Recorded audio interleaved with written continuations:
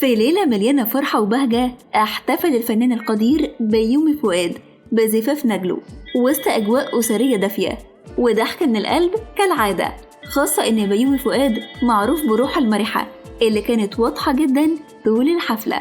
العريس ظهر بإطلالة كلاسيكية أنيقة بالبدلة السوداء، والعروسة خطفت الأضواء بفستانها الأبيض البسيط والراقي واللي لفت أنظار الحضور. ومع دخولهم لقاعات الفرح اتزين المكان بالزغاريد والتصفيق الحار. الحفل شهد حضور عدد كبير من نجوم الفن والإعلام، وعلى رأسهم نقيب المهن التمثيلية الدكتور أشرف زكي، وعدد من الفنانين زي أحمد السقا وأكرم حسني، هشام ماجد، يحيى الفخراني، وكمان هشام عباس اللي قدم فقرة غنائية أشعلت الأجواء. الأغاني والرقصات سيطرت على أجواء الحفل، وبيومي فؤاد ما قدرش يمنع نفسه من الصعود على المسرح يشارك العروسين لحظات الغناء والرقص في مشاهد انتشرت بكثافة على السوشيال ميديا.